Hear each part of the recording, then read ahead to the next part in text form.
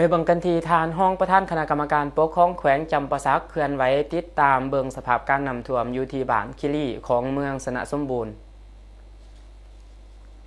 วันที่19 สิงหาคมนี้ทานพิมพรพันดานุวงศ์ห้องประธานคณะกรรมการปกครองแขวงผู้สีน้ำเวียกงานหอบด่านอยู่เมืองสนะสมบูรณ์ได้สมทบกับทานอำไส้พรมณีประธานคณะกรรมการปกครองเมืองพร้อมด้วยคณะกรรมการที่เกี่ยวของเมืองได้ลงเคลื่อนไหวติดตามและกวดกาเบิงสภาพน้ำท่วมตัวจริงอยู่บ้านคิรีที่ขึ้นกับตาแสงน้องดูของเมืองสนะสมบูรณ์อิงตามการรายงานของคณะกรรมการคุ้มครองภัยพิบัติขันเมืองให้หูว่าภายหลังที่มีฝนตกหนักติดต่อกันเป็นเวลาหลายวันในระยะที่ผ่านมาบวกกับสภาพฝนตกหนักในค่ำคืนของวันที่18 สิงหาคมนี้จึงเฮ็ดให้ปริมาณน้ำเสโดนเพิ่มขึ้นสูงอย่างว่องไวแล้วแต่แกงไหลเข้าท่วมเส้นทางเขาบ้านคิรีในความยาว300 เมตรระดับน้ำจุดเลิกสุดประมาณ1 เมตร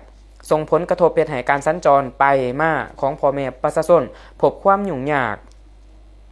นอกจากนั้นน้ำยังได้ท่วมเนื้อที่การผลิตของประชาชนอีกจำนวนหนึ่งปัจจุบันทางองค์การปกครองบ้านได้กะเกียมความพร้อมด่านเหือเสือชูชีพจุดเคลื่อนย้ายประชาชนสัตว์เลี้ยงและเครื่องเหือนให้ทวงทันกับสภาพการ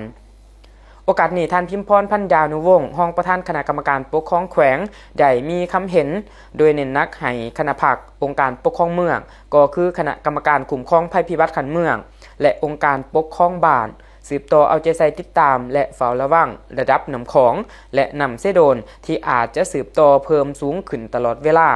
พร้อมทั้งติดตามข่าวพยากรณ์อากาศผ่านทางสื่อมวลชนต่างๆทั้งภายในและต่างประเทศอย่างต่อเนื่อง